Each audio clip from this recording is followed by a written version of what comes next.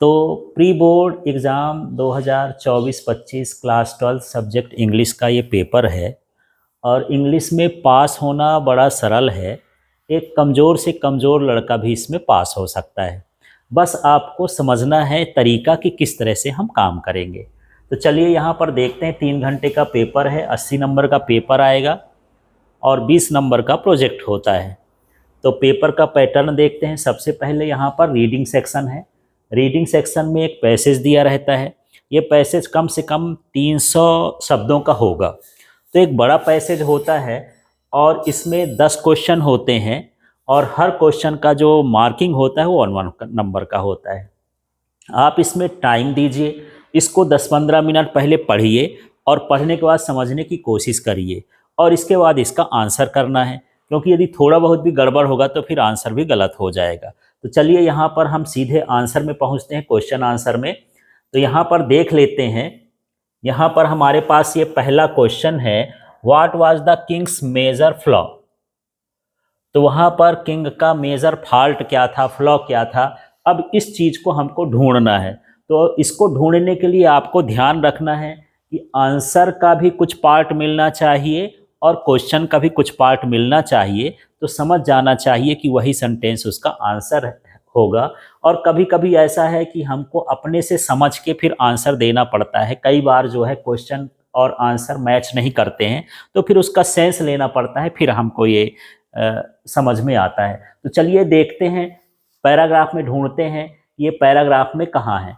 तो सबसे पहले ये देख लीजिए, यहाँ पर सबसे ऊपर इसी में यदि आराम से आप पढ़ेंगे तो मेजर फ्लॉ ही लव्ड, यहाँ पर being praised and surrounded by with the people who constantly flattered him. तो यहाँ पर फ्लैटरी की बात हो रही है। तो यहाँ पर जो उसको फ्लैटर करते हैं, प्रशंसा करते हैं, चूना लगाते हैं, मक्खन लगाते हैं, उनकी बात हो रही है। तो मेजर फ्लो के साथ किसका रिलेशन हो गया, फ्लैटर्ड का। तो वहाँ पर सही ऑप्शन क्या हो जाएगा, फ्लैटर्ड। तो आप देख रहे होंगे, आप इसमें पैराग्राफ में ढूंढिए तो यहाँ पर हो जाएगा लव फॉर फ्लैटरी। इसके बाद यहाँ पर देखिए, what was unique about the magical clothes. तो यहाँ पर मैजिकल क्लॉथ्स में क्या था, तो इसके लिए हम देखते हैं फिर से पैराग्राफ। हो सकता है ये शब्द ना मिले, लेकिन इससे रिलेटेड कुछ ना कुछ मिलेगा। तो यहाँ पर देख लेते हैं, जो ये सेकेंड पार्ट है इसमें, that only the wise and worthy can see them. तो एक जो मैजिकल क्लॉथ था उसमें वाइज और जो होशियार लोग थे वही उसको क्या कर सकते थे, देख सकते थे। बस इसी आंसर को ले जाकर पे वहाँ पर हम देखते हैं कि ये मैजिकल क्लॉथ्स की क्वालिटी क्या थी। तो यदि ये मिल रहा है, इसका मतलब वो आंसर हमारा क्या हो जाएगा, सही। तो ये only wise and worthy people could see them.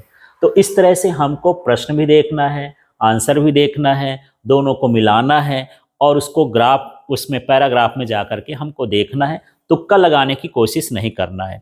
लेकिन आपको हो सकता है कि इनमें से जब कुछ समझ में न आए तो छोड़ के भी नहीं आना है, तब इनमें से आप पहले पढ़िए, अंदाजा लगाइए। ऐसे नहीं भगवान का नाम लिया और यहीं पर हम रख दिए, ये जरूरी नहीं होता है। यदि आप पढ़ेंगे, मेहनत करेंगे तो हो सकता है कुछ शब्दों का आपके दिमाग में आए और फिर उसमें से उसको आप सही कर सकते हो। तो इसलिए अंदाजा भी लगाएंगे, तो पढ़ने के बाद अंदाजा लगाएंगे तो ज़्यादा सही हो जाएगा। अंदाजा और तुक्का में फ़र्क है। अंदाजा का मतलब ये है कि हम उसको पढ़ेंगे, फिर उसमें से देखेंगे कुछ शब्द मिल रहे हैं, हो सकता है ये सही हो जाए, पर छोड़ के नहीं आना है। आपको एक बात को ध्यान रखना है। फिर हमारा तीसरा है, what did the weavers use to create the magical clothes. तो मैजिकल क्लॉथ्स बनाने के लिए आप पैराग्राफ में आप देख लीजिएगा। यहाँ पर अब मैं आगे बढ़ रहा हूँ, ये सब पैराग्राफ से ढूंढा हुआ है। एब्सोल्युटली नथिंग, उसके अंदर कुछ नहीं ढूंढता है, क्योंकि उसके अंदर जो है कुछ बना ही नहीं था, धागे का संरचना ही नहीं था। इस तरह से यहाँ पर हो जाएगा। फोर्थ नंबर का, what was the Kings reaction when he first saw the empty looms. तो वो जो खाली बोलता है कि इसमें जो है कपड़ा है, लेकिन वो कपड़ा दिखाई नहीं देता है, तो वो क्या बोलता है, he pretended to admire the fabric. उसने ज़बरदस्ती उसको क्या करने की कोशिश की, एडमायर करने की कोशिश की, क्योंकि उसमें शर्त थी कि जो इस कपड़े को नहीं देख सकता है वो अपने आप को क्या मानेगा, मूर्ख। तो राजा अपने आप को मूर्ख नहीं मानना चाहता था, इसलिए उसको क्या कर रहा था, एडमायर कर रहा था। तो यहाँ पर ये प्रिटेंडेड टू एडमायर, इसको भी आप पैराग्राफ में ढूंढेंगे, इसके बाद फिर इसका आंसर करेंगे। इसके बाद ये फिफ्थ नंबर का देखते हैं, देख लीजिए, Why didn't the ministers of subjects tell the truth about the cloths? तो जितने भी मिनिस्टर्स थे और जो वहाँ की सब्जेक्ट्स थी, सब्जेक्ट्स का मतलब यहाँ प्रजा से है, तो जो मंत्री और प्रजा थे वो क्लॉथ की सच्चाई क्यों नहीं बताना चाहते कि क्लॉथ कुछ नहीं है, खाली है, ऐसे झूठा मूठा पहनाया गया है। दे फियर्ड बीइंग लेबल्ड एज फूल्स, क्योंकि जो भी ऐसे बताएगा उसको मूर्ख माना जाएगा, ये उसमें शर्त थी। इसलिए सबको अपने आप को होशियार मानने के लिए वो उसको सच्चाई को छिपा रहे थे। ठीक, इसके बाद यहाँ पर देख लेते हैं हमारा 6 नंबर का, how did the villagers react after the child spoke the truth. तो एक छोटा सा बच्चा जो है सच्चाई बता देता है कि यहाँ पर जो राजा है कोई कपड़ा ही नहीं पहना है, ऐसे करके। तो विलेजर्स का क्या रिएक्शन हुआ? दे हेजिटेटेड, वो अपने आप को हेजिटेट करने लगे, but eventually realised that deception, लेकिन बाद में उस चीज़ को उसने क्या कर लिया, रियलाइज किया कि ये राजा के साथ गलत हो रहा है। इसके बाद यहाँ पर why did Jagat and his accomplices flee the kingdom, तो यहाँ पर they feared the king's wrath after the truth was revealed. तो इस तरह से यहाँ पर जो है हमारे ये 7th वाला है। तो ये सारी चीज़ें हमको कहाँ से ढूंढना है? पैराग्राफ से। बस थोड़ा सा उसमें टाइम लगेगा, टाइम देना है। 10 क्वेश्चन का मतलब ये है कि 10 दूनी 20 मिनट का आपको पैराग्राफ में टाइम स्पेंड करना है। बड़ा सा टाइम होता है आपके लिए इंग्लिश के पेपर में, ज़्यादा टाइम यहीं लगता है। इसके बाद हम इसका नेक्स्ट वाला क्वेश्चन देख लेते हैं, what lesson did the king learn from the incident. तो ये जो घटना हुई, ये जो स्टोरी है, उससे क्या वो सीखता है? तो जब आप उसको पढ़ेंगे, अपने से कुछ नहीं बताना है, जो भी उसमें दिया है पैराग्राफ में वहाँ से हमको ढूंढना है।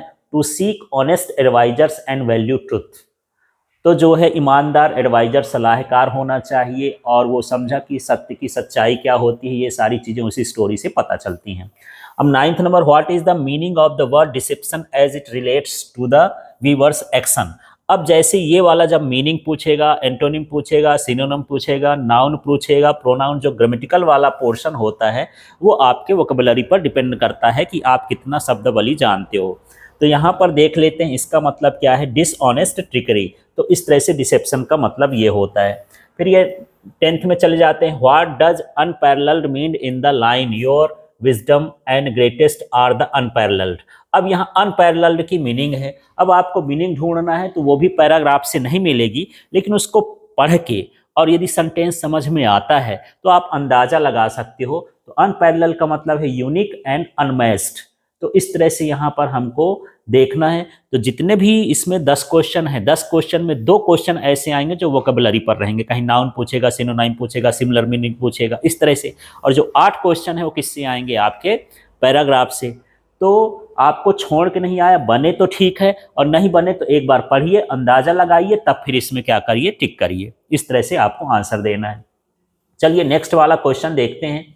ये फ्री का क्वेश्चन आ गया है, आप फ्री में इसको पा सकते हो। इसका नंबर ये 4 नंबर का आता है। Read the following passage carefully and make notes on it, also give a suitable title to it. तो हमको नोट्स बनाना है और सुटेबल टाइटल से अप्लाई करना है। तो थोड़ा सा हम देखते हैं। सबसे पहले मैं यहाँ पर क्या किया हूँ आप समझना। यहाँ पर ये पैराग्राफ दिया था, तो पैराग्राफ में जितनी लाइन हो उसको 3 हिस्सों में बांट लेना है। पैराग्राफ को 3 भागों में बांटना है, लगभग बराबर लाइन। जैसे मान लीजिए मैं लाइन गिना, अब इसमें 17 लाइन है। इस पैराग्राफ में कितनी लाइन है? 17। अब 17 लाइन है तो उसको 3 से भाग करो, तो क्या हो जाएगा? लगभग 3 × 5 = 15। तो 5-5 लाइन का हम 1 2 3 4 5 6 लाइन का हम ऐसे बना लेते हैं। तो 6 लाइन का हो गया, कोई 5 लाइन का हो गया, कोई 6 लाइन का। ऐसे हम इसको सबसे पहले कितने भागों में बांट लेंगे? 3 भागों में। तो पैराग्राफ को नोट मेकिंग के लिए पैराग्राफ को 3 भागों में बांटना है। दूसरा काम क्या करना है कि जो इंपॉर्टेंट या बड़े बड़े शब्द हैं, आपको इंपॉर्टेंट तो पता ही नहीं चलेगा, तो इंपॉर्टेंट से मतलब नहीं है, जो बड़े बड़े शब्द हैं उनके नीचे आप पेंसिल से क्या कर लो? अंडरलाइन कर लेना है। ठीक है, हर पार्ट में क्या कर लेना है? अंडरलाइन करना है। अंडरलाइन करने के बाद आपका अगला काम क्या है उसको देखते हैं, तो इसको समझ लेते हैं। तो इस तरह से मैं 3 भागों में बांटा और बड़े बड़े क्वेश्चन को क्या कर लिया? अंडरलाइन कर लिया। अब इसमें आप कुछ मत लिखिए, सबसे पहले आपको हेडिंग सप्लाई कर देना है। क्या लिख देना है? टाइटल, ये खाली रहने दीजिए। फिर लिख दीजिए नोट्स, उसको भी खाली रहने दीजिए। फिर यहाँ लिखिए 1 नंबर, इसको भी खाली रहने दीजिए। फिर यहाँ पर 1 2 3 ये सब खाली रहने देना। फिर 2 नंबर, माने एक फॉर्मेट बना लेना है खाली खाली करके। ठीक है, और बढ़ा देते हैं इसको, ये 2 नंबर में हो गया, 2 में भी 3 पॉइंट हैं, फिर ये 3 में भी 3 पॉइंट हैं, फिर लास्ट में एब्रीविएशन में 1 2 3 4 पॉइंट हैं। तो इस तरह से हमको केवल पॉइंट पॉइंट डाल देना है, लिखना कुछ नहीं है। जब ये फॉर्मेट तैयार हो जाए तब हमको क्या करना है, तो चलिए हम फिर से 1 नंबर में देखते हैं। यहाँ पर सबसे पहले हम टाइटल के बारे में सोचते हैं। तो ये जो आप पैराग्राफ पढ़ेंगे तो ये आर्टिफिशियल इंटेलिजेंस के बारे में है। तो जिसके बारे में जो पैराग्राफ हो उससे रिलेटेड हमको यहाँ पर एक टाइटल सप्लाई करना है। कोई ज़रूरी नहीं है कि टाइटल यही हो, दूसरे के नज़र में ये टाइटल दूसरा हो सकता है, तीसरे के नज़र में तीसरा हो सकता है, लेकिन आपको लिख के आना है। आप जब टाइटल लिख देंगे तो इसका 1 नंबर होता है। 4 नंबर का डिवाइड इस तरह से होता है कि 1 नंबर का टाइटल का होगा, 2 नंबर नोट्स का होगा और 1 नंबर किसका होता है, एब्रीविएशन का। इसलिए हमको यहाँ पर बांटना है, क्योंकि ये 4 नंबर का आता है। 1 नंबर इसका हो गया टाइटल का, 1 नंबर एब्रीविएशन 2 नंबर, और इसका जो नोट्स बनाते हैं उसका होता है 2 नंबर। तो कुल मिला के कितना नंबर हो गया, 4 नंबर। अब यहाँ पर हम देखें कि जो वहाँ पर हम अंडरलाइन किए थे उन शब्दों को यहाँ इस्तेमाल करना है। थोड़ा सा नीचे करके देख लेते हैं इसमें। तो यहाँ पर देखिए, जैसे मैं इसको अंडरलाइन किया, तो इसको अंडरलाइन करने का मतलब ये है कि यहाँ पर मैं क्या कर रहा हूँ, 1 नंबर में हम यहाँ पर 1 नंबर डाले थे, तो इसको मैं लिख दिया 1 नंबर आर्टिफिशियल इंटेलिजेंस। फिर इसके बाद जो मैं फर्स्ट डाला था कि ये फर्स्ट वाले में हम एक शब्द ये लिख दिए, फिर दूसरा शब्द ये लिख दिए, तीसरा शब्द ये लिख दिए। इस तरह से फर्स्ट का पॉइंट हो जाएगा, फिर ये सेकंड का पॉइंट हो जाएगा, फिर ये थर्ड का पॉइंट हो जाएगा। कुछ मेन शब्दों को लिख देंगे। भले हो सकता है कि आप अंडरलाइन ज़्यादा कर दिए हो, अब उस लाइन में ज़्यादा लिखने के लिए ना हो तो उनको छोड़ देना है, लेकिन बड़े बड़े शब्दों को वहाँ पर क्या करना है, लिख देना है। इसी तरह के फर्स्ट में भी करना है, सेकंड में भी करना है, थर्ड में भी करना है। तो यहाँ पर देख लेते हैं कैसे कैसे हम करें हैं। तो यहाँ पर देख लेते हैं, नोट्स बनाने का सबसे सरल तरीका है। तो सबसे पहले हम यहाँ पर क्या सप्लाई दे देंगे, यहाँ पर हम सप्लाई करेंगे टाइटल। तो टाइटल जरूरी है, इसको छोड़ के नहीं आना है, नहीं मार्क्स कट जाएंगे, 1 नंबर इसका कट जाएगा। दूसरा पार्ट्स होता है नोट्स। तो हम बोले कि यहाँ पर हम इसको 3 भागों में बांटेंगे, तो 3 भागों में हमको 3 बार नोट्स बनाना है। ये पहला पॉइंट हो गया, दूसरा पॉइंट हो गया, अगला क्या हो जाएगा, तीसरा पॉइंट। तो यहाँ पर ये हेडिंग हो गई, और ये जो हम बनाए हैं ये 3, ये क्या कहलाती हैं, सब हेडिंग। और जो अंडरलाइन करके आप लिखते हो उन शब्दों को यहाँ पर ऐसे उतार देना, जब तक ये लाइन खाली रहती तब तक उतारना है। जब भर जाए तो नीचे लाइन लिखने की जरूरत नहीं है, केवल 3 पॉइंट, क्योंकि नोट्स का मतलब है उसको शॉर्ट फॉर्म में लिखना है। ठीक है, लेकिन कई बार ऐसे होता है कि बड़े बड़े शब्द हैं, तो नोट्स में हम उन शब्दों को छोटा करते हैं। यहाँ पर देखना ही, ये इस शब्द को मैंने छोटा किया है। तो इस शब्द को कैसे छोटा कर दिया है समझेंगे। यहाँ पर जब मैं अंडरलाइन किया था तो वहाँ पर एक शब्द था ट्रांसपोर्टेशन। ये ट्रांसपोर्टेशन ये वाला शब्द था, इसको मुझे क्या करना है, एब्रीविएट करना है। एब्रीविएट का मतलब इसको शॉर्ट फॉर्म में लिखना है, छोटा लिखना है। तो छोटा लिखने के लिए हम क्या करेंगे, इसको समझते हैं। तो यहाँ पर छोटा लिखने के लिए सबसे पहले हम जो वोवेल्स होते हैं, ये होता है ए, आई, ई, ओ, यू, ये वोवेल्स हैं। इन वोवेल्स को इसमें से क्या करना है, हटा देना है। तो जब हम हटाएंगे तो देखिए यहाँ पर क्या हो जाएगा, टी, फिर क्या हो जाएगा, आर, फिर ए को हमको छोड़ देना है, फिर क्या हो जाएगा, एन, फिर हम क्या करेंगे, एस, फिर ये पी लिख लिए, ओ को छोड़ देंगे, फिर ये हो गया आर, फिर ये हो गया टी, ए को छोड़ देंगे तो फिर टी आएगा। तो जब डबल टी आए तो हम उसको क्या करेंगे, नहीं करेंगे। इसके बाद यहाँ पर ये हो गया क्या, आई और ओ, इसको छोड़ देंगे तो ये हो जाएगा ट्रांसपोर्टेशन। तो इस तरह से हम क्या करेंगे, इसको छोटा कर देंगे। स्क्रीन दिख रही है। अब इसको छोटा करने के बाद हम यहाँ पर देख लेते हैं कि इसी तरह से बहुत सारे शब्दों को नहीं छोटा कर देना है। एक जो नोट्स बनाओगे उसमें कम से कम 2 शब्दों को ही छोटा करना है, ज़्यादा नहीं करना है। ठीक है, और यहाँ पर देखिए मैं 3 पॉइंट बनाया हूँ। यदि आपको लगता है कि हम बड़ा पैराग्राफ चूज कर लिए हैं तो इसमें ज़्यादा शब्द हैं, तो आप इसमें चौथा पॉइंट भी डाल सकते हो, 5वां पॉइंट भी डाल सकते हो। लेकिन आपको ये ध्यान रखना है कि 5 से ज़्यादा नहीं होना चाहिए, 3 पॉइंट से ये क्या नहीं होना चाहिए, कम नहीं होना चाहिए। इस चीज़ को आपको ध्यान रखना है। इसके साथ भी आपको ये भी ध्यान रखना है कि एक नोट में कम से कम 2 जो हैं वो क्या होना चाहिए, एब्रिविएशन, या तो 1 हो या फिर 2 हो। तो एब्रिविएशन का मतलब है उसके शॉर्ट फॉर्म में हम लिखेंगे। अब यहाँ पर हम जो दूसरा पॉइंट है इसको हम देखेंगे कहाँ से बनाए हैं, तो हम वहां पर देख लेते हैं। फिर से चलते हैं हम पैराग्राफ में। तो ये देखिए पैराग्राफ, ये जो मैं यहाँ पर कलर नहीं किया हूं ये वाला, ये मेरा दूसरा पार्ट है, क्योंकि हम इस पूरे पैराग्राफ को 3 पार्ट में बांटे हैं। तो यहाँ पर ये दूसरा पार्ट है, इसमें भी अंडरलाइन करे हैं। तो कुछ शब्दों को हम क्या करेंगे, 1 नंबर में लिख देंगे, उसका मेन हेडिंग बना देंगे, और 2-4 शब्दों को मिला के हमको क्या बना देना है, सब हेडिंग। तो इस तरह से यहाँ पर सब हेडिंग बनाएंगे। चलिए अब हम इसको देख लेते हैं आगे के हिस्से में क्या है। तो यहां पर हम दूसरे पॉइंट में आ गए। तो देखिए जो हेडिंग रहेगी ज्यादा लंबी नहीं रहेगी, 1-2 पॉइंट ही लिखेंगे। ये इन हेल्थ केयर एआई लिखा हुआ है, ये भी हम कहां से उतारे हैं, पैराग्राफ से। कुछ अपने से नहीं करना है, सारा कुछ किससे लिखना है, पैराग्राफ से लिखना है। अब यहां पर हम देखेंगे कि ये जो मैं यहां पर एक शब्द को क्या कर दिया हूं, एब्रिविएशन कर दिया हूं। ये देखिए जब आप पैराग्राफ में देखेंगे तो ये नहीं लिखा, पैराग्राफ में ये लिखा है ये शब्द लिखा है डायग्नोजिंग। अब इस डायग्नोजिंग को मैंने क्या कर दिया, छोटा कर दिया है। तो यहां पर जब छोटा करूंगा तो सीधा सीधा है, ये डी लिख दूंगा, आई नहीं लिखूंगा, ए नहीं लिखूंगा, फिर क्या लिख दूंगा, जी, फिर लिख दूंगा एन, फिर ये ओ नहीं लिखूंगा, फिर यह लिखूंगा एस, फिर यहाँ पर जो एस लिखने को आई नहीं लिखूंगा, फिर ये हो गया एन, फिर ये हो गया जी। ये इसका हो गया शॉर्ट फॉर्म। इस तरह से हम शॉर्ट फॉर्म बनाएंगे। और यहाँ पर अब मैं इसको शॉर्ट फॉर्म बना दिया हूं, तो कोई जरूरी नहीं है कि इसी को बनाओ, कोई भी बना सकते हो, इसको बना सकते हो, इसको बना सकते हो। कोई जो बड़ा सा बड़ा शब्द हो उसको क्या बना देना है, शॉर्ट फॉर्म बना देना है। लेकिन सबको नहीं बनाना, किसी एक को बना देना है। तो इस तरह से हम यहाँ पर ये एक चीज और भी मैं बनाया हूं, ये रिकमेंडेशंस है। तो यहाँ पर ये जो है, ये जो स्पेलिंग है ये रिकमेंडेशन की, ये स्पेलिंग है इतनी बड़ी, और इसको हम छोटा करें हैं। तो छोटा करने का तरीका यही है कि इस जो ये लंबी सी स्पेलिंग है इसमें से वॉवेल्स हटा दो, डबल लेटर आता है तो उसका सिंगल लेटर लिखना है। इस तरह से ये क्या हो जाता है, एब्रिविएशन। और एक चीज और ध्यान देना, जिसको एब्रिविएशन आप बनाते हो लास्ट में एब्रिविएशन का साइन होना चाहिए, माने डॉट, जो फुल स्टॉप लगाते हो तो उसको हम क्या बोलते हैं, एब्रिविएशन का साइन। तो एब्रिविएशन करने के बाद उसके बाद क्या लगाना चाहिए, डॉट लगाना चाहिए। ठीक है, ये चीज को आपको ध्यान रखना है। इसी तरह से हम अगले वाले में चलते हैं। तो ये हमारा जो तीसरा वाला पॉइंट बना है, तो हम पैराग्राफ में फिर से देखते हैं पैराग्राफ में तीसरा पॉइंट कौन सा होगा।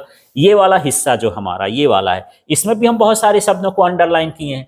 और कोई जरूरी नहीं कि जो मैं अंडरलाइन किया, जो आपकी मर्जी है वो अंडरलाइन करो, लेकिन ऐसे शब्दों को ना करो कि एंड हो गया, दीज हो गया, फॉर हो गया। छोटे छोटे शब्दों को नहीं, बड़े बड़े शब्दों को, जो मीनिंगफुल शब्द हैं उसको हमको क्या करना है, अंडरलाइन करना है। अब हम अंडरलाइन करने के बाद हम तीसरे वाले पॉइंट में जाते हैं। तो देख लीजिए यहाँ पर एडवांटेजेस ऑफ एआई है, तो हम उसी से तीसरे से उतारे हैं, फिर कुछ पॉइंट इसमें उतार दिए, कुछ इसमें उतार दिए। ऐसे करके हमको तब तक उतारना है जब तक कि ये लाइन न भर जाए। ठीक है, इसके बाद दूसरे में भी जो बचेगा दूसरे में उतार दो, और जो बचेगा तीसरे में भी उतार देना है। इसमें भी हमको क्या करना है, कुछ चीजों को एब्रिविएट कर देना है। जैसे यहाँ पर ये देख लीजिए, मैंने ये सस्टेनेबल को क्या कर दिया है, एब्रिविएट कर दिया है। तो इस तरह से यहाँ पर जो हम एब्रिविएशन किए उसको यहाँ पर लिखना है। यहाँ पर ये एब्रिविएशंस हो गया। तो हमने आर्टिफिशियल इंटेलिजेंस के लिए कौन सा एब्रिविएशन इस्तेमाल किया है, एआई।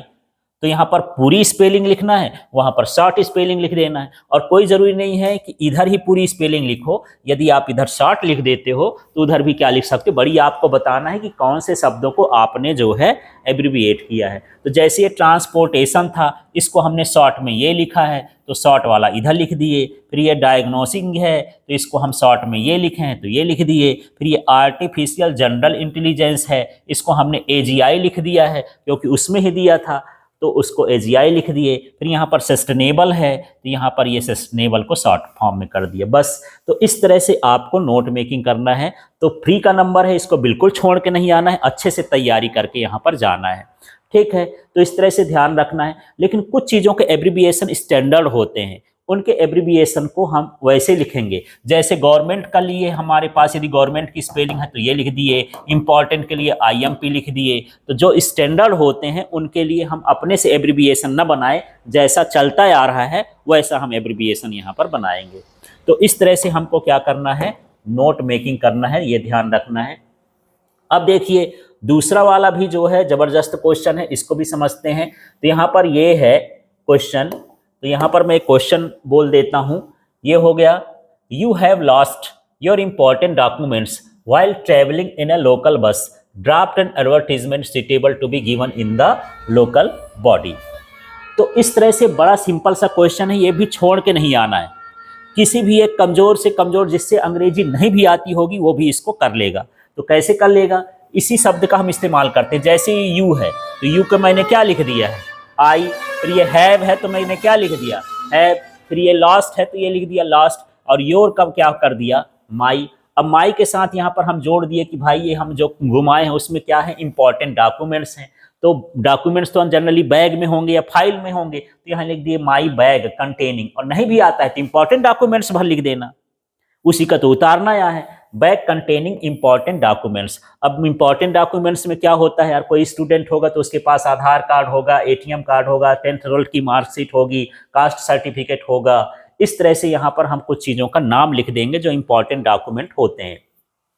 अब यहाँ पर डॉक्यूमेंट के ना बाद मैं यहाँ पर से फिर से इसी को उतार के लिख दिया, ये लिखा है व्हाइल, फिर लिखा है क्या, ट्रैवलिंग, बिटवीन। जगह का नाम लिख सकते हैं कि हम कहाँ से कहाँ के बीच यात्रा कर रहे थे, तो हम कहाँ के कहाँ से, भोपाल और रायसेन के बीच में। या फिर जो भी आप इसमें सिटी डालना चाहते हो डाल सकते हो। और इसमें क्या कर रहे थे, कौन सी बस है, ये बस का नाम भी लिखा है, ये कौन सी है, लोकल बस, तो इसमें लिख दिए लोकल बस। बस का नंबर भी डाल दो और फर्जी नंबर डाल दो, क्या जरूरत है, ये MPA करके ऐसे बस का नंबर डाल देते हैं। और किस डेट को आपको घुमा वो डेट भी डाल दो। और फिर यहाँ पर ये थोड़ा सा हमको बताना है, इफ फाउंड, यदि आप पाते हैं, प्लीज कांटेक्ट, ये नंबर हमको कर देना है। तो इस तरह से हमको यहाँ पर क्या करना है, ये सारा लॉस्ट का हमको ये बनाना है। फिर यहाँ पर हम लिख रहे हैं टोकन रिवार्डेड फॉर इन्फॉर्मर और फाइंडर, जो हमको बताएगा या फिर जो हमको ला के देगा उसके लिए हम क्या करेंगे, रिवार्ड रखे हैं।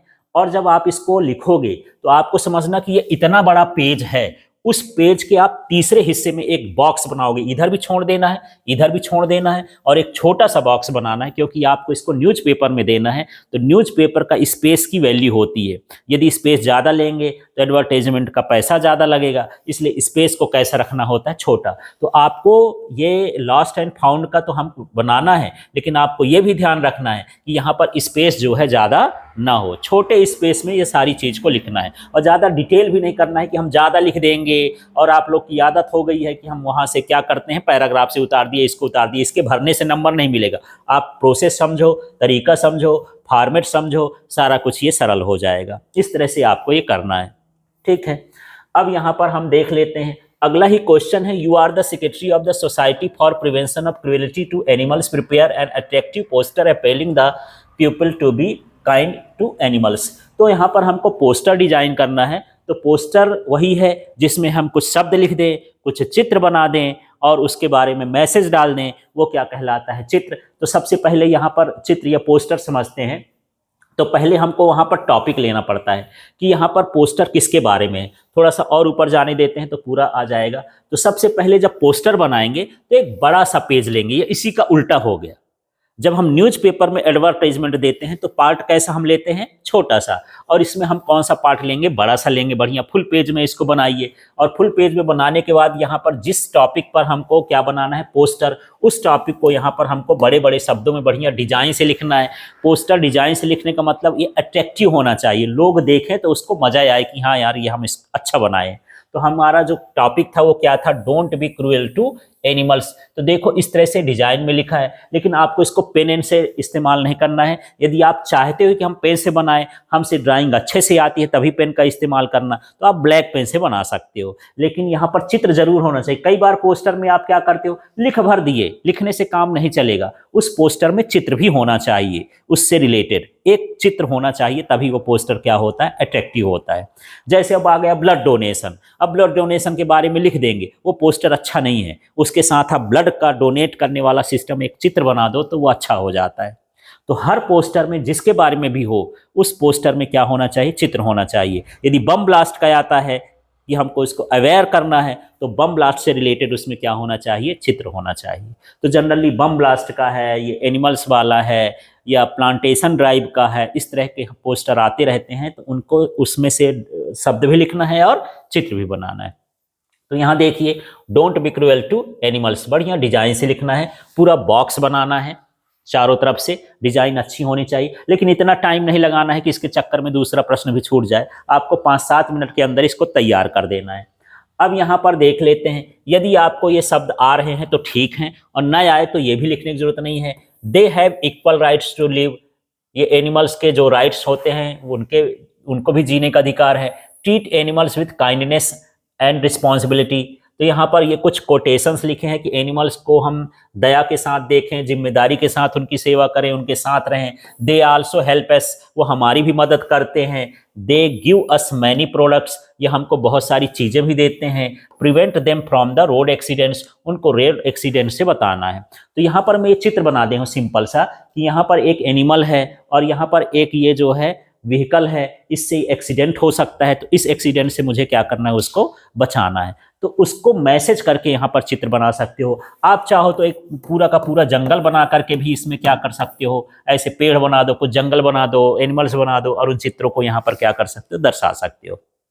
ठीक है, तो कुल मिला के पोस्टर में क्या होना चाहिए, चित्र होना चाहिए। अब इस पोस्टर से मैसेज क्या देना चाहते हो, सेव देम, उनकी सुरक्षा करो। फीड देम, उनको खिलाओ पिलाओ। शेल्टर देम, उनको रहने का स्थान दो। लव डाउन, उनसे क्या करो, प्रेम करो। तो इस तरह से हम कुछ क्या कर सकते हैं, मैसेज को इसमें लिख दें तो पोस्टर क्या बनेगा, अट्रैक्टिव। फिर ये देखिए कुछ इसमें स्लोगन लिखा है, save animals save the earth, कि जानवरों को बचाना है तो एक पृथ्वी बचाने जैसा है, क्योंकि वो हमारे इकोसिस्टम का क्या होते हैं, भाग होते हैं। अब you must report animals neglect और अब्यूज ऑन डायल 111। तो यदि यहाँ पर कोई भी एनिमल के साथ बुरा व्यवहार करता है तो आप इस नंबर पर क्या कर सकते हो, डायल कर सकते हो। इस मैसेज को भी यहाँ पर आप क्या कर सकते हो, दे सकते हो। तो ये नमूना है, आप इससे अच्छा भी बना कर सकते हो, बेहतर भी बना सकते हो। इसमें कुछ चीज़ों को आपको जोड़ना है तो जोड़ भी सकते हो। बस आपको ध्यान रखना है कि पूरा ये लाइन लाइन से न भर जाए, माने बहुत सारे शब्द नहीं लिखना है। शब्द ऐसे लिखना है जो अट्रैक्टिव हो, जो एक तरह का क्या दे, मैसेज दे। अब इसमें देख लीजिए, अब यहाँ पर थोड़ा सा लास्ट में ये भी लिखना है कि ये जो पोस्टर है किसने जारी किया। तो ये क्या हो जाएगा, issued by society of animal protection, या कुछ भी लिख देना है ना। तो यहाँ पर एनिमल प्रोटेक्शन लिख सकते हैं, फॉरेस्ट डिपार्टमेंट लिख सकते हैं, एमपी गवर्नमेंट लिख सकते हैं, जो भी ऐसा हो अपनी मर्जी से कुछ लिख सकते हैं। ये क्लियर हो गया। तो अब पोस्टर डिजाइन भी सरल सा है, किसी का भी पोस्टर आओ, पोस्टर में सीधा सा है। ऊपर क्या बनाना है, पहले बड़ा सा बॉक्स बनाना है, फिर उसमें क्या लिखना है, टॉपिक लिखना है, किसके बारे में। टॉपिक लिखने के बाद पोस्टर से रिलेटेड क्या बनाना है, चित्र बनाना है। चित्र के बारे में कुछ लिखना है। लिखने के बाद आपको नीचे जो है, सबसे नीचे, कि ये पोस्टर कौन जारी किया है उसके बारे में लिखना है। ठीक, अब हम बात करते हैं यहाँ पर 4 नंबर में, write a letter to the collector of your district about the lack of facilities and malfunctioning of the government hospital of your area. अब ये ऐसे प्रश्न है कि आपको छोड़ के नहीं आना, जितना पार्ट बनता है उतना आप लिख के आओ। कभी भी आप जो है इंग्लिश में फेल ही नहीं हो सकते हो, बस उसको लिखना है। और कई बार इसी शब्द को लिखना, जमा के लिख देना, इधर अंट संट जमा हुआ है भाई, उसको व्यवस्थित कर दो। तो यहाँ पर देख लेते हैं आंसर में, सबसे पहले हम यहाँ पर अपना क्या करते हैं, एड्रेस डालते हैं, है ना। एड्रेस इसमें दिया हो क्वेश्चन में तो ठीक है, जनरली दिया रहता है बड़े क्वेश्चंस में, बोर्ड के क्वेश्चंस में दिया है। और यदि नहीं भी दिया है तो आप कोई भी एड्रेस डाल सकते हो। जैसे यहाँ पर मैं 27 साई कॉलोनी दुनिया में है कि नहीं है, कोई भी कॉलोनी का नाम डाल दो, कोई दिक्कत नहीं है। इसके बाद यहाँ पर जैसे मैं भोपाल एमपी लिख दिया, आप जबलपुर है, ये कोई भी है, कोई जरूरी नहीं कि जहाँ रहते हो वहीं का आपको एड्रेस डालना है, कहीं का भी एड्रेस डाल देना है। इसके साथ है हमको यहाँ पर डेट डालना है कि मार्च 2 है 2025 है, या फिर 2 मार्च 2025 है, या 15/2/2 ऐसा करके 25 है। जैसे भी कहो आपको यहाँ पर क्या कर देना है, डेट डाल देना है। तो यहाँ पर जो भी सेंडर है, जो इस पत्र को लिख रहा है, भेज रहा है, वहाँ पर इसका या क्या होना चाहिए, एड्रेस होना चाहिए। एड्रेस जैसे खत्म होगा, एक लाइन आप वहां पर क्या कर दो, छोड़ दो। और जब भी आप लेटर लिखोगे एक नया पेज लो, ऐसा नहीं कि आधा भाग उसमें हो आधा भाग उसमें हो, तो अच्छा नहीं रहेगा। शुरुआत इसकी नए पेज से होना चाहिए तो ज़्यादा सही रहेगा। तो चलिए यहाँ पर देखते हैं। अब ये किसके लिए था, टू द कलेक्टर। अब वहाँ पर जो है कलेक्टर की स्पेलिंग जो है आपको कहाँ मिल जाएगी, क्वेश्चन में अलग से, वो भी नहीं ढूंढना है। इसके बाद यहाँ डिस्ट्रिक्ट लिखा था, योर डिस्ट्रिक्ट, तो डिस्ट्रिक्ट के लिए आप फ्री हो कि आप डिस्ट्रिक्ट लिख करके कि भोपाल लिखो, जबलपुर लिखो, ग्वालियर लिखो, दुनिया का कहीं भी, माने अपने एमपी का ही बात कर लेते हैं, जो भी डिस्ट्रिक्ट हो वो डिस्ट्रिक्ट यहाँ पर लिख सकते हो कि कहाँ के कलेक्टर की बात कर रहे हैं। अब यहाँ पर हम बात करते हैं सब्जेक्ट की। तो ये सब्जेक्ट आपको क्वेश्चन से मिलेगा, अलग से आपको ये सोचना नहीं है। Lack of facilities and malfunctioning of the government hospital. अब मैं ये कहाँ से लिख दिया, इतना आपको याद करके नहीं जाना है। तो चलिए फिर से क्वेश्चन देख लेते हैं। यदि आप क्वेश्चन देखेंगे तो देख लीजिए, यहाँ पर लिखा है the lack of facilities and malfunctioning of the government hospital of your area. यही जो है इसका सब्जेक्ट है कि हम किसके बारे में लेटर लिखना चाहते हैं। तो क्वेश्चन से उतार के लिख दो यार, इसमें भी आपको कोई ज्यादा दिमाग नहीं लगाना है, ठीक है। तो चलिए ये वाला हमको सब्जेक्ट भी यहां से मिल गया। अब देखिए यहां पर क्या हो जाएगा, रिस्पेक्टेड सर। रिस्पेक्टेड सर के बाद यहां पर देख लेना है ये आई बैग। हम कई बार देखते हैं कि जो बच्चे होते हैं ना, इस बैग को क्या लिखते हैं, बैग। ये बस्ता थोड़ी ना है ना। यहाँ बेग का मतलब होता है हम उससे नम्र निवेदन कर रहे हैं। बेग का मतलब क्या होता है, निवेदन करना, ठीक है। और बैग का मतलब क्या होता है, बस्ता। तो आप लोग ध्यान रखेंगे, यहाँ पर आपको बैग नहीं लिखना है, बेग लिखना है। I beg to draw your kind attention to the lack. अब देखो यहाँ पर तो मैं कुछ शब्द बनाया हूं, लेकिन यहाँ पर आप समझिए ये थोड़ा सा कॉमन शब्द है। I beg to draw your kind attention to the. अब यहाँ से जो यहाँ से लेकर के यहाँ तक लिखा है, ये भी किससे लिखा है। मजे की बात है कि ये किससे लिखा है, क्वेश्चन से ही लिखा है। सब्जेक्ट में आप लिखे उसी को उतार दिए हो कि हम आपका ध्यान इधर की ओर आकर्षित करना चाहते हैं, ठीक है। I beg to draw your kind attention to the lack of facilities and malfunctioning of the government hospitals of your area. तो इस तरह से इस शब्द को भी हम क्या कर रहे हैं, क्वेश्चन से लिख रहे हैं। तो ज्यादा कहाँ यहाँ पर हम दिमाग लगा रहे हैं, उसी से है। There are only two types, थोड़ा सा बता देते हैं, only two types of fresh water taps, है ना। वहां पर जो वाटर टैप्स हैं वो दो ही लगे हैं, विच आर इनसफिशिएंट, जो पर्याप्त नहीं है। Most of the patients have to drink water from the stored tanks for days together. तो जो पेशेंट्स होते हैं वो जो स्टोरेज वाली टंकी होती है उसका पानी पीते हैं। Their toilets are remain unclean most of the time, जो टॉयलेट्स होती हैं वो बहुत क्लीन नहीं रहती हैं। I shall be greatly obliged if you could look into the matters, और मैं बहुत आपके पास वो ऑब्लिज्ड रहूंगा यदि आपने इस मैटर को देखा। तो कोई जरूरी नहीं कि इस चीज को आप लिखो, इसमें यदि आप कुछ और जोड़ना चाहते हो कि हॉस्पिटल तो जाते हो, हॉस्पिटल में यदि गए हो, कभी कुछ और कमी हो कि डॉक्टर नहीं मिल रहा, तो लिख सकते हो there is no doctor in the hospital, है ना, and they are not in time, वो टाइम में नहीं रहते हैं। तो कुछ चीजें आप जोड़ना चाहते हो तो जोड़ भी सकते हो, ये फ्री रहता है। तो आप क्या करते हो, रटते हो, और इसलिए आपसे बनता नहीं है।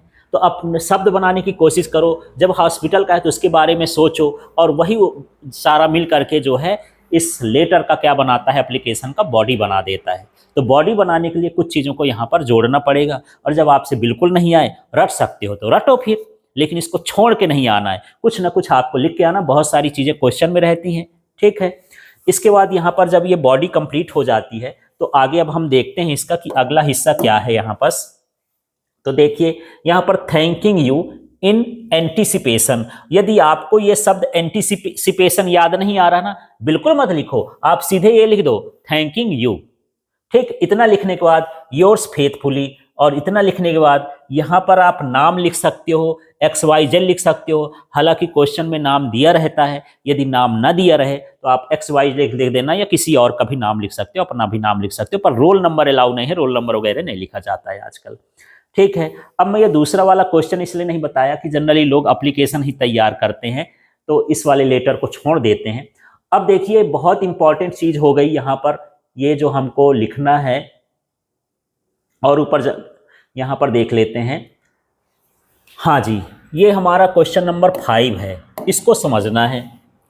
ये हमारा एक रिपोर्ट राइटिंग आता है या राइटअप आता है। ये होता क्या है, with the help of the following inputs given below produce a write up on NSS camp in about 120 words.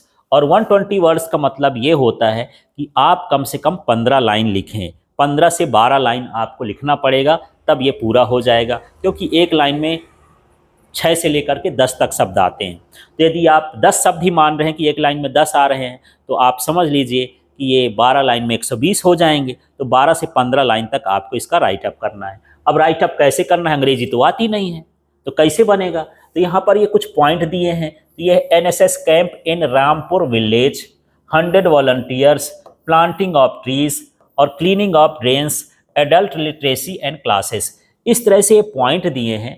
In point को यदि आप बढ़ाओगे तो सेंटेंस अपने आप बढ़ता जाएगा। तो कुछ चीज़ों को इन्हीं से क्या करना है, इंक्रीज करना है। इसको भी छोड़ के नहीं आओ, जितना भी टूटा फूटा आपसे बन रहा है शब्द बनाओ, और शब्द बना करके लिखना है। ये फ्री के नंबर हैं, ज़्यादा याद नहीं करना है। और अच्छी बात तो ये है कि जो 1-2 साल 3 साल के पेपर में आते गए हैं उनको याद कर लो, तो थोड़ा सा अच्छा रहेगा, क्वालिटी रहेगी उसमें। जब आप अपने से बनाओगे तो शब्दों का जो कलेक्शन होगा वो अच्छा नहीं होगा, ग्रामर की जो कंटिन्यूटी होगी वो अच्छी नहीं होगी, ठीक है, तो थोड़ा मार्क्स कम मिलेंगे। लेकिन आप थोड़ा सा इसको तैयारी करके जाओगे, फिर उसमें कुछ चीज़ें जोड़ दोगे तो ये अच्छा हो जाएगा।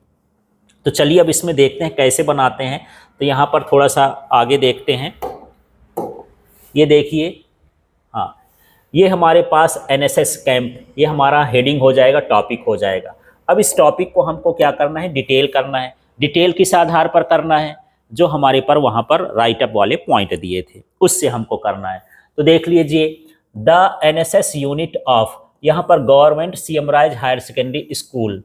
अब यहाँ पर जो है आप कोई भी नाम दे सकते हो, कोई भी इंस्टीट्यूशन, यहाँ रेड क्रॉस सोसाइटी लिख दो, है ना, इको क्लब लिख दो, कोई भी लिख दो। School organised a camp at Rampur, अब उसमें जगह का नाम दिया है। अब यहाँ से रामपुर गए, अब उसमें जो है ऊपर दे दिया प्रतापपुर, तो आप रामेपुर लिख रहे हो।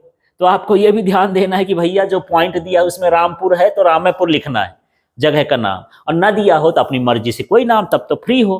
तो यहाँ पर देखना है विलेज ड्यूरिंग विंटर वेकेशन, तो इसका मतलब ये है कि ये एनएसएस कैंप ऑर्गेनाइज कर रहे हैं, कहाँ पर कर रहे हैं, रामपुर में कर रहे हैं, और कब कर रहे हैं, विंटर वेकेशन, समर में कर रहे हैं, कोई भी जगह का वो लिख देते हैं। The camp lasted for 10 days, और ये कैंप कितने दिन चला, 10 दिन चला। तो जब हम राइटअप लिखते हैं तो जनरली इसको पास्ट टेंस में ही लिखते हैं, क्योंकि ये घटना घट चुकी है, उसको हम डिटेल कर रहे हैं, जो हमने किया है उसकी घटना है यहाँ पर। तो इसको जनरली हम यहाँ पर जब रिपोर्ट राइटिंग करेंगे तो किस में रहेगा, ये पास्ट में रहेगा। तो हम यहाँ पर इज वाज इज वगैरह का यूज न करेंगे ज़्यादा, वाज का, वेयर का, सेकेंड फॉर्म का, वर्ब का, ऐसे इस्तेमाल करेंगे तो ज़्यादा। देख लीजिए यहाँ पर देयर वेयर, अब यहाँ पर देयर आर नहीं लिख देते, तो आर तो नहीं लिखा है, क्या लिखा है, वेयर लिखा है। वेयर का मतलब यही है कि ये जो हम रिपोर्ट राइटिंग कर रहे हैं ये हमेशा कैसी होनी चाहिए, पास्ट टेंस में, क्योंकि रिपोर्ट का मतलब है कि जैसे हमने कैंप ऑर्गेनाइज कर लिया है, सारा कुछ, जब हम वहाँ से लौट आए हैं, सारा काम हो गया, तो उसकी हम रिपोर्ट दे रहे हैं, इसलिए हमेशा कैसे होता है, पास्ट में। There were 100 volunteers in the camp, अब उसमें 100 वॉलंटियर्स हैं, लिखा ही था, अब देयर वेयर को जोड़ देना है, देयर वेयर 100 वॉलंटियर्स और द कैंप ये जुड़ गया, इस तरह से। फिर the tasks were planting trees, अब हमारा काम था ट्रीज को प्लांट करना। यहाँ पर देखिए, यहाँ भी क्या लगा है, वेयर लगा है, इसका मतलब हम किस में सारा कुछ लिख रहे हैं, पास्ट में। क्लीनिंग ड्रेन्स, नालियों की सफाई कर रहे हैं। To take adult literacy classes, adult literacy की क्लासेस लिख रहे हैं। और जो भी काम हो सकता है आप इसमें जोड़ सकते हो, और भी कर सकते हैं, है ना, कि हम पेशेंट्स, जो गांव में पेशेंट्स हैं उनको सर्व कर रहे हैं, उनकी सेवा कर रहे हैं। हम यहाँ पर कई बच्चों को, स्टूडेंट्स को हम वहाँ जाके क्या कर रहे हैं, मोटिवेट कर रहे हैं पढ़ने के लिए, जो अपसेंट रहते हैं। ये सारी चीज़ों का काम जो है किस में लिख सकते हैं, हम एनएसएस में लिख सकते हैं। तो कुछ चीज़ें अपने से भी जोड़ सकते हो। द वॉलंटियर्स प्लांटेड, यहाँ पर ये मैनी है, many plants which were given by the horticulture department of the cost, free of cost. तो यहाँ पर जो हम लोग प्लांटेशन कर रहे हैं वो प्लांट हमको कहाँ से मिले हैं, हॉर्टिकल्चर डिपार्टमेंट से मिले हैं, और वो फ्री में मिले हैं, उनको हम क्या कर रहे हैं, लगा रहे हैं। तो यहाँ पर आपकी मर्जी है कि आप इसको क्या कर सकते हो। यहाँ पर ये हो जाएगा, वॉलंटियर्स की बात करते हैं, यहाँ पर भी लिख देता हूँ, volunteers taught the villagers about the protection of environment. और जो एनएसएस कैंप है उसमें जो वॉलंटियर्स हैं उनको क्या करते हैं कि गांव में जाते हैं, उनको प्रोटेक्शन, इन्वायरमेंट का प्रोटेक्शन कैसा करना है उसके बारे में भी हम क्या कर रहे हैं, सिखाए उनको। The volunteers told the villagers about the importance of health and hygiene, वहाँ पर हमको हेल्थ कैसी रखनी चाहिए, हाइजीन कैसी रखनी चाहिए, ये भी हम वहाँ पर विलेजर्स को जाकर के बताते हैं। Streets and drains were cleaned, जो गलियाँ हैं और नालियाँ हैं उनको साफ किया गया। The villagers also participated in cleaning. On the last day, many villagers came for the adult literacy classes. The campaign was successfully completed. Everyone did their best. तो सब लोग ने अच्छा काम किया। तो इस तरह से यहाँ पर हमको डिटेल करना है। डिटेल करते समय बस आपको ये ध्यान रखना कि जो भी हम राइटअप करते हैं, रिपोर्ट राइटिंग करते हैं, वो किस में होना चाहिए, पास्ट टेंस में, ठीक है। तो इस तरह से हम इसको बढ़ाएंगे और इसको छोड़ के नहीं आना है, कुछ कोशिश करना, सोचना, समझना, टाइम का यूज करो तो अपने आप ही आ जाएगा। छोड़ने वाला क्वेश्चन नहीं है, जितना अच्छा कर सकते हो करो इसको।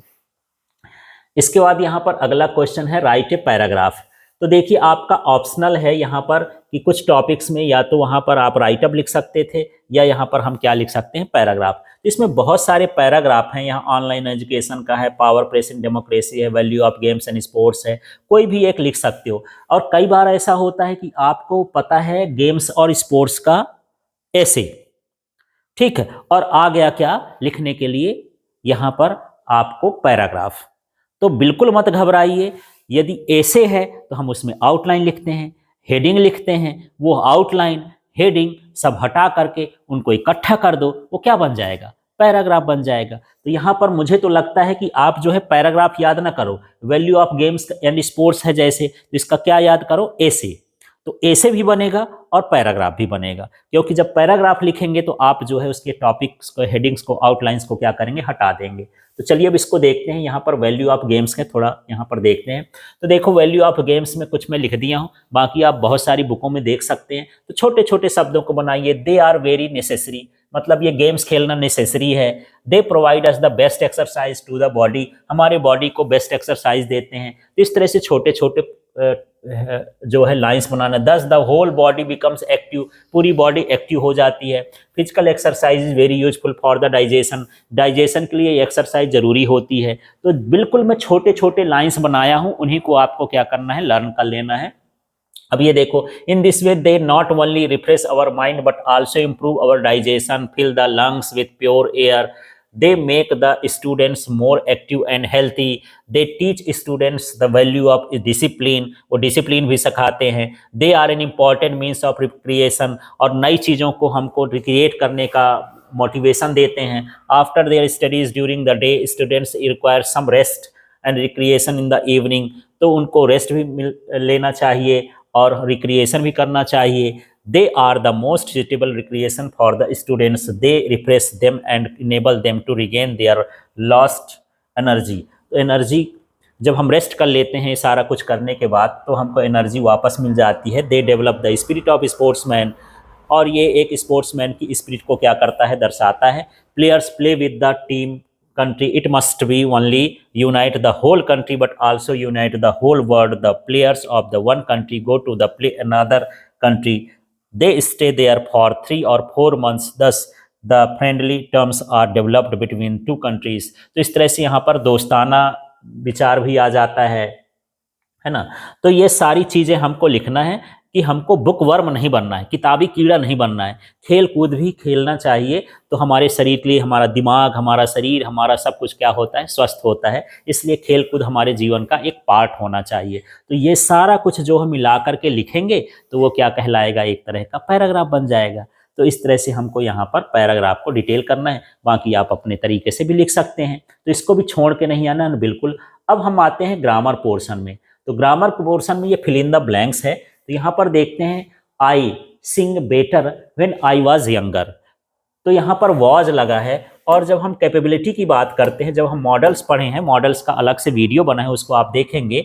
तो यहाँ पर जब हम कैपेबिलिटी की बात करते हैं, क्षमता की बात करते हैं, तो या तो कैन लगता है या कुड लगता है। तो यदि प्रेजेंट टेंस है तो क्या लगेगा, कैन, और यदि पास्ट टेंस है तो क्या लगेगा, कुड। इसलिए यहाँ पर हम क्या भरेंगे, कुड, क्योंकि यहाँ पर वाज है तो ये किसका हो गया, पास्ट का हो गया। इसके बाद ये ही प्रिफर्स कॉफ़ी टू टी। तो ये एक स्टैंडर्ड जो है लाइन है, इसमें हम देन फ्रॉम का यूज नहीं करते, हमेशा इसमें हम किसका यूज करते हैं, टू का यूज करते हैं। तो इसमें टू ही रहेगा। They have hardly knowledge of English. तो जब हम देखते हैं कि कोई ऐसा सेंटेंस हो जो निगेटिव मीनिंग देता है, पॉजिटिव मीनिंग नहीं देता है, तो उसके साथ हम क्या लगाते हैं, एनी। यहाँ पर जो हार्डली शब्द है, या तो हार्डली आए, स्केर्सली आए, नॉट आए, ठीक है, तब आपको समझ जाना चाहिए कि उस सेंटेंस को हम किससे सेटिस्फाई करेंगे, एनी से। तो यहाँ पर क्या भरा जाएगा, एनी। तो जनरली जब निगेटिव सेंटेंस होता है ना, तो और वो निगेटिव मीनिंग को कन्वे करता हो, तब हम मान लेते हैं कि उसमें क्या भरा जाएगा, एनी भरा जाएगा। अब हम इसके बाद आई एनीथिंग सिंस मॉर्निंग। तो यहाँ पर ये देखिए टाइम दिया है। तो जो टाइम होता है वो जो है परफेक्ट के लिए होता है, present perfect continuous, past perfect continuous, जो भी ऐसा कॉन्टिन्यूअस टेंस के लिए है। तो यहाँ पर ये आई हैव नॉट ईटन, तो इस तरह से यहाँ पर हैव वाला आ जाएगा, क्योंकि परफेक्ट का हमको यहाँ पर टेंस भरना होता है। ठीक है, फिर यहाँ पर देख लेते हैं, where is book that I gave you yesterday. अब इसको सेंटेंस को समझना, ये थोड़ा सा कुछ लोग गड़बड़ कर सकते हैं, तो इसको समझना है।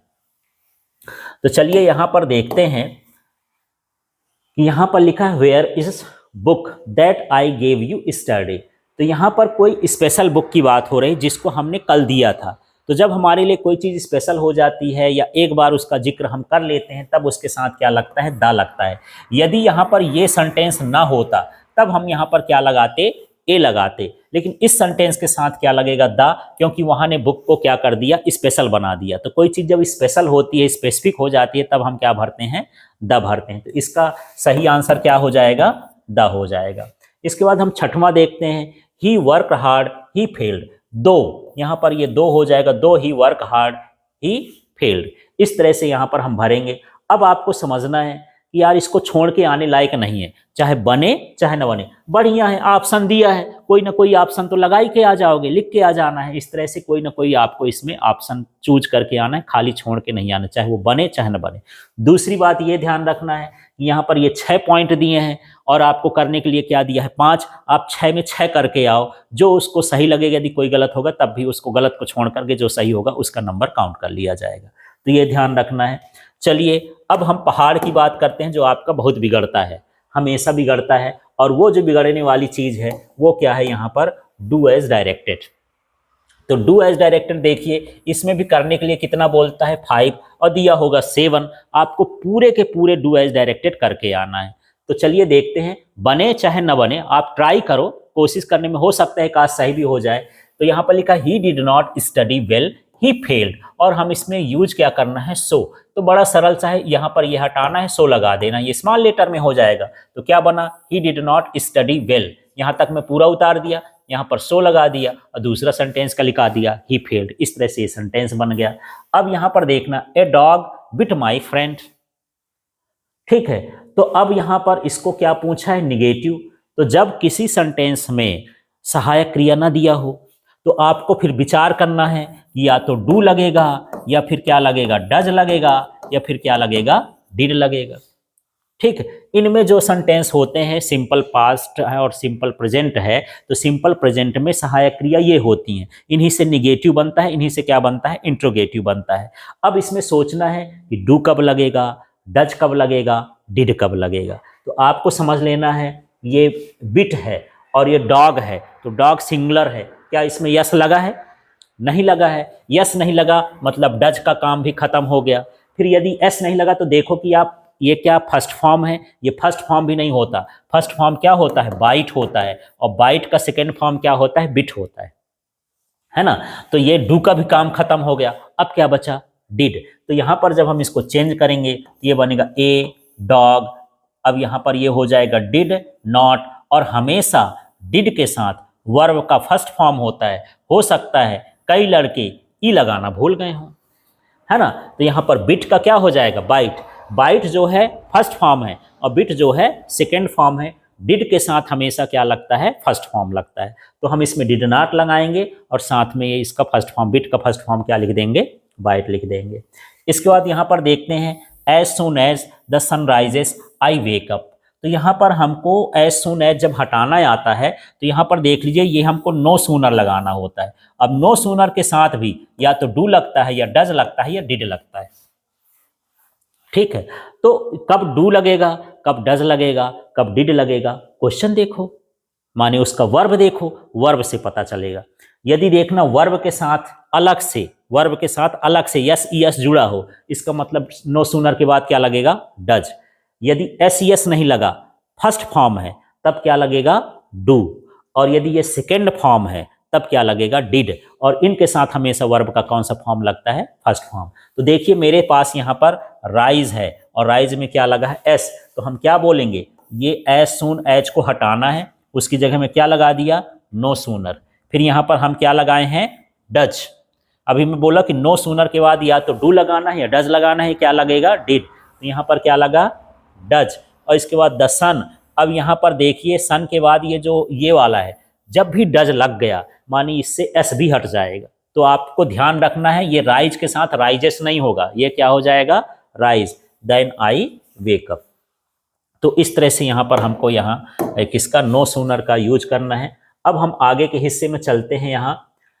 तो यहाँ देख लेते हैं, this is the school where I teach.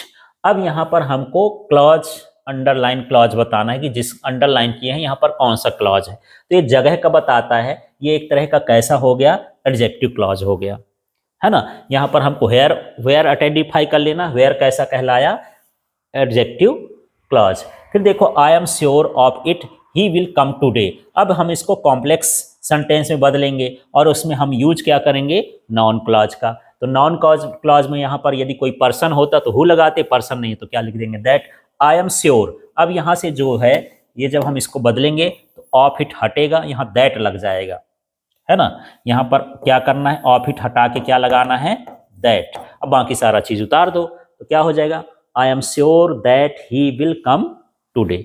तो इस तरह से यहाँ पर ये इसका बन गया। अब यहाँ पर हम इसका छठवां वाला भी देख लेते हैं।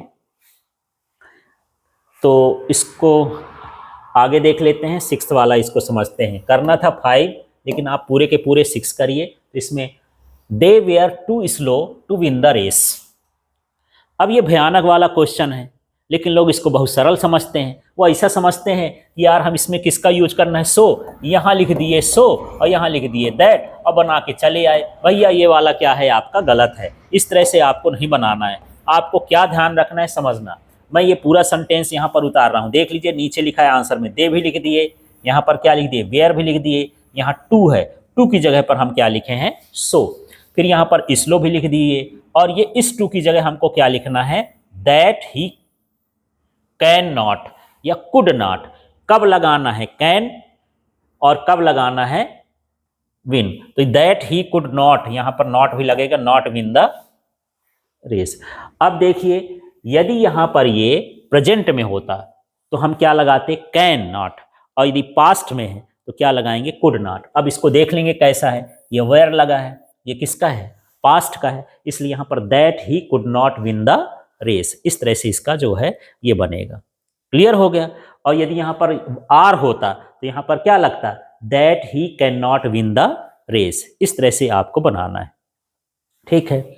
चलिए अब इसी के अगले हिस्से में चलते हैं। जो आपके फ्री वाले नंबर में उनकी बात कर रहा हूं। यहां पर आपको 45 नंबर का पूरा जो है ऐसे ही है, फ्री का क्वेश्चन है। आपको टिक करना है, सोचना है, समझना है, लिख देना है, बस इतना ही काम करना है। क्वेश्चन आंसर है, जो आपका सिर दर्द करता है उसको ना करना भाई, ठीक है। तो चलो इसको बढ़ाते हैं। अब यहाँ पर where had all the bad news come from for last 2 years. तो ये आपके बुक का पैराग्राफ दिया है, उस पैराग्राफ से ये छांटेंगे हम, और यदि आप उसको अच्छे से पढ़े हो तो उसके हिसाब से इसका आंसर देना है। और नहीं भी पता चले तो कुछ भी लिख के आना, छोड़ के नहीं आना है। फिलहाल यहाँ पर क्या हो जाएगा, where had all the bad news come from for last 2 years. तो कहाँ से आता था, बुलेटिन बोर्ड से। आप उसमें ढूंढेंगे, थोड़ा उसको खोल के देख लेते हैं पैराग्राफ को, तो उसमें आपको पता चल जाएगा कि यहाँ पर ये जो न्यूज़ है ये देख लीजिए, crowd front of the bulletin board, यहाँ लास्ट 2 ईयर्स। तो यहाँ पर क्या आ रहा है, बुलेटिन बोर्ड। आप ढूंढेंगे इसके भीतर आंसर मिल जाएगा, बहुत सारी चीजें इसमें मिल जाएंगी। चलिए आगे बढ़ लेते हैं।